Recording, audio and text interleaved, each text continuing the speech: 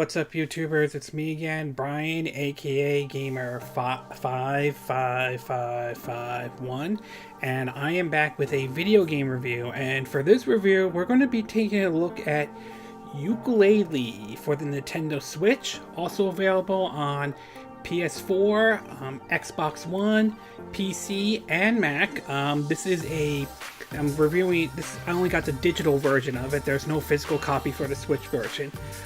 Before I begin with the review, I do want to give out a little bit of a disclosure though, and that is the fact that I did back this game on Kickstarter back in 2015 though. And I do also want to point out and stress that all opinions about this game are my opinions and my opinion alone.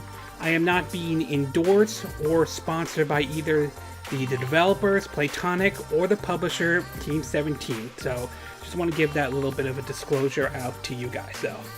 And with that out of the way, we'll get on to the review, though. So, as some of you are probably aware, though, Yooka-Laylee, along with Bloodstained Ritual of the Nights, were very successful Kickstarters that came out in 2015 when the campaign came out, though. The idea behind Yooka-Laylee was to bring back that old school collectathon 3D platforming games made up by former members of Rare before Rare got purchased from Microsoft. That gave off that Banjo-Kazooie feel.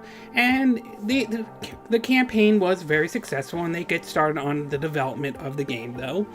Although the game did run into some hurdles though. First off, the Wii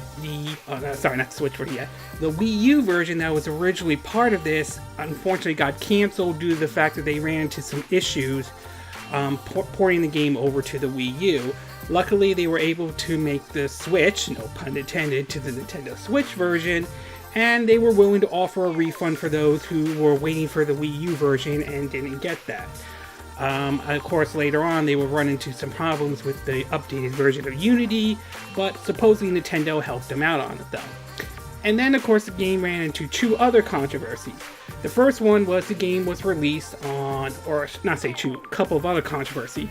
The game was released on the Xbox One and PS4 before it came out on the Switch sometime in December, and that was the fact the game got hammered by a lot of the technical issues.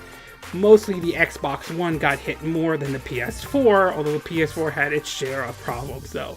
Luckily, a couple of updates came out for it though, and supposedly the game is in a better position than it is right now. And then of course there were the two big controversies with it. The first one of course was Jim Sterling, aka the Jimquisition, giving the game a low score, while many had criticized Jim Sterling over the fact that he didn't even bother reviewing the versions that were updated with the patch, making the claim that he likes to review the game in its original form, which, while I can understand that perspective, at the same time, Game Explained did a updated video of their original Yooka-Laylee video once all these updates came in and pointed out that the game was better than it was when it was launched, although some of the reviews changed, some of their positions still stay the same. And then there of course was the JonTron controversy, in which JonTron was originally supposed to be in the game, but Playtonics ended their deal with them after JonTron made what many and some view as alt-right comments though, and that pretty much turned off a lot of people though. And then of course when the game got heavily criticized, there were some, not everyone, but there were some who were glad the game got negative reviews and used the whole JonTron issue and all that stuff. So in the end, the game got its share of controversy. But what is the final product feel? Well, after playing the Switch version, though bear in mind I'm focused this one on the Switch version, I'm happy to say that I did enjoy Yooka-Laylee based on my time with the game though. It's not perfect by any stretch, but it definitely has that old school feel that I do enjoy when I remember playing when the developers worked at Rare and they created, games like Banjo-Kazooie and so on. So why don't we get started with the pros and the cons. Let me get my notes. The first one we want to talk about is, the first pro is the old school 3D platforming games. Anybody who grew up in the 80s and 90s like I did remember playing Banjo-Kazooie and Banjo-Tooie back in the late 90s and so on, back on the N64, and that's what this game has. Excuse me. That old school feel to it, though. That collectathon where you collect items to complete your quests and so on, to backtracking a little bit until you finally get that special move to unlock certain abilities and so on. So it has that old school feel into the game, though, and I really like that because it brings back, to me, it brings back memories of playing Banjo-Kazooie again for the very first time, though. Not to mention, it does give off that little bit, it does feel like that spiritual successor to it. So for old school fans, that old school 3D platforming is certainly there.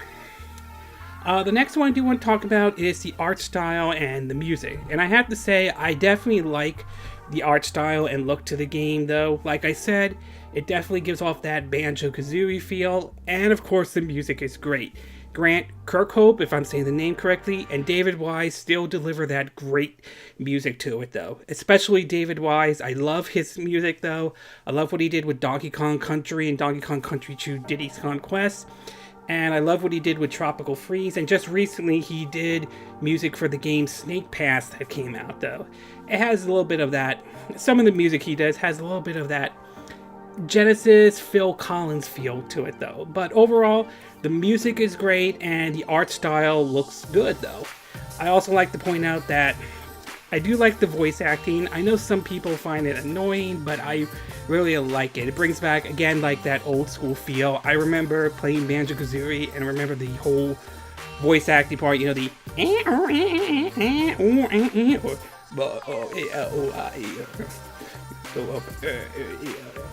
pardon me if I'm not doing great voice acting or the grunts from Yooka-Layee or Banjo-Kazooie, but you get the idea, though. So I enjoyed the grunts, though, those voice acting from those games. I know some people don't like it, but what can I say? I'm old school, alright? And of course, I also want to point out that the humor is good, though. I like how the game also tends to break the fourth wall. One part when you're visiting, I think it's Rextron or something like that, he basically talks about, he's like, looks like a old school Polygon character, and he talks about ranging from getting a high score to saving your high score on in a memory card for those who grew up on the N64, PlayStation 2, GameCube will remember that, though, which makes me feel kind of old remembering that as well. So the game does, the humor that is definitely funny, especially some of the fourth wall breaking, though.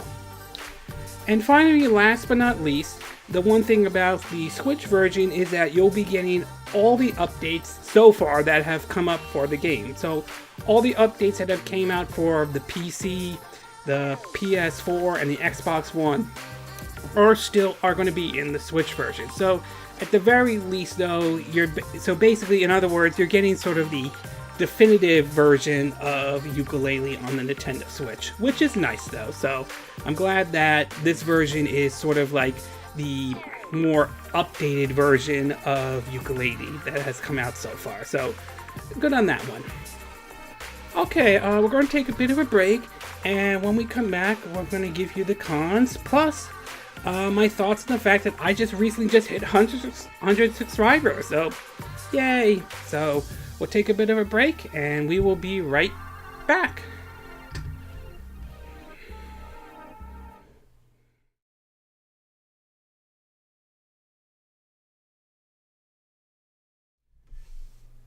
Okay, and we are back with part 2 of our review of Yooka-Laylee for the Nintendo Switch, based off the Switch version of the game. So now that I gave you my pros, why don't I give you my cons and what issues I have with the game. So while I get my notes back, though, there we are. Alright, we'll start off with the first con, and the first one I would like to say is that while I excuse me, there. I would like to say that I would have liked to see in the game sort of a mini-map would have been helpful, though. While I won't say the worlds are huge or anything the way, say, like Mario Odyssey is or Zelda Breath of the Wild is, though, a mini-map would have been nice to have in the game to basically make sure you don't feel like you're getting lost in the game at all, okay? I mean, it's not bad or anything else. Again, the worlds aren't huge though, especially when you're collecting the pages, and once you collect enough pages, you can expand the world, which is nice.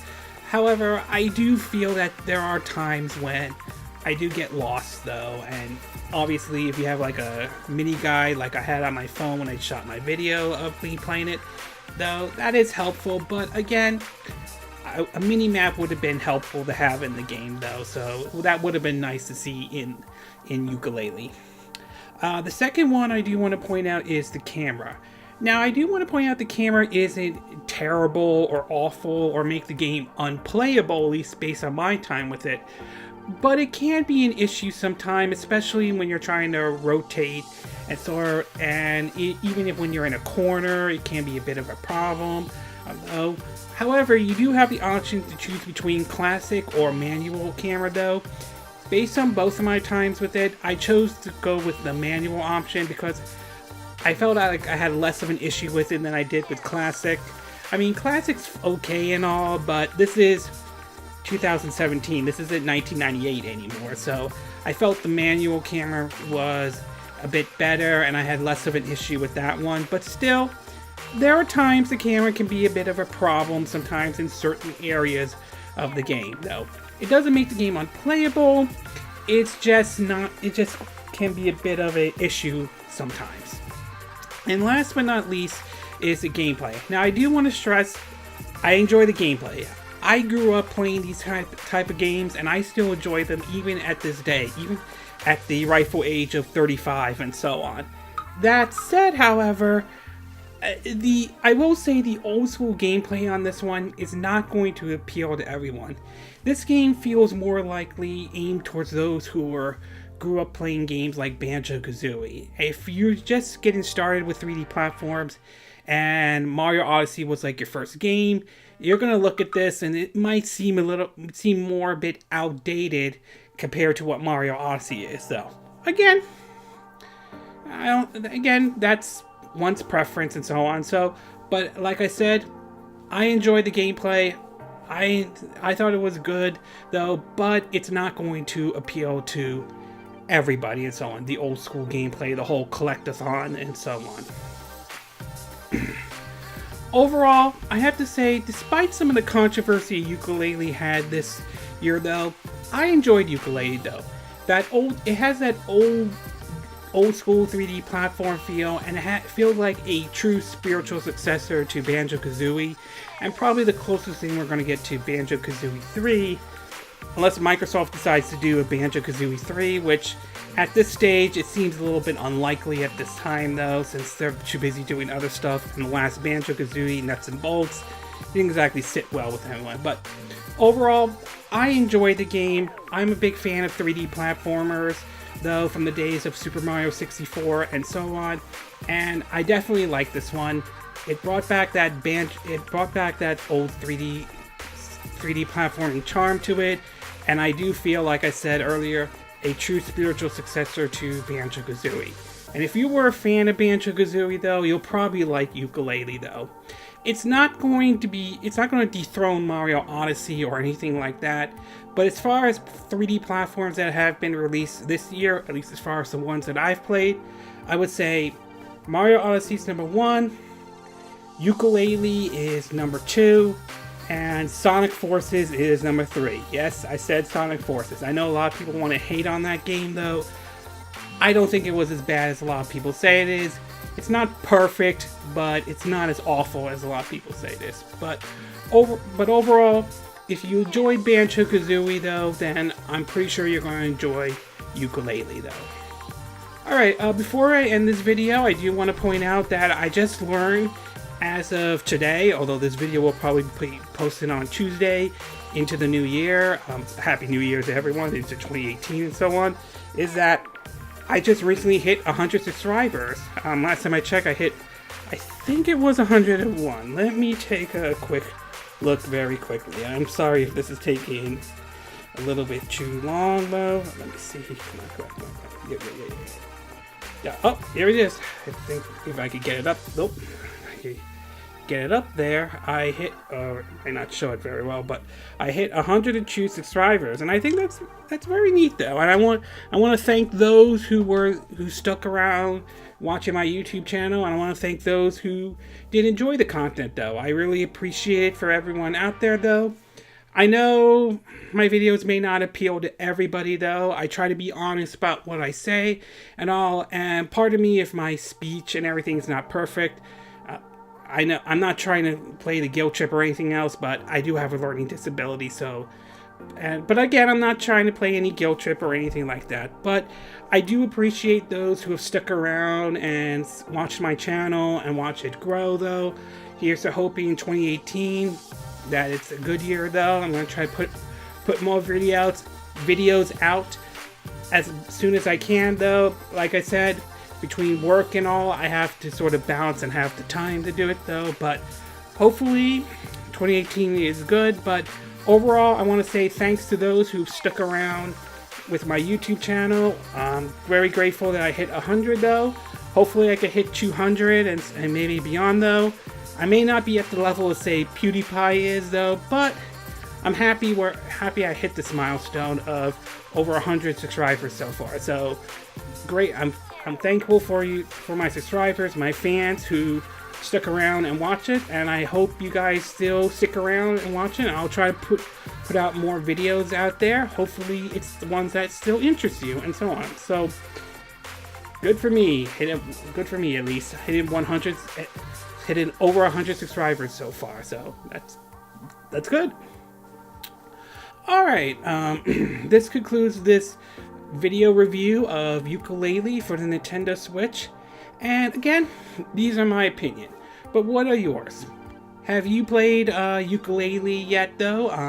Have you decided to wait for this, get the Switch version, or have you decided to get the PS4, Xbox One, or the PC version? Had the controversy turned you off in terms of playing the game though? Have the other versions when they came out turned you off and you didn't like it? Or do you felt the updates have sort of improved the game from when it was originally launched though? Do you agree with what I said in this video? Do you disagree? Do you have a difference of opinion? As always, sound off on the comment section below. Let me know what you think. I hope you hit that like button, and I hope you do subscribe to my YouTube channel. And of course, feel free to share this video if you want to. And as always, feel free if you want to donate to my channel. It could be through PayPal me or through Patreon. Links will be in the description of this video. And it's evening here in Southern California, so I'll be getting ready for bed soon. Of course, you know, I would be celebrating New Year's, but I got work the next day, so I gotta get ready and all that stuff. And I will see you again next time when I do another video. Hopefully that will be soon. Until then, from Southern California, I wish you all a good evening, and of course, a Happy New Year then. Bye!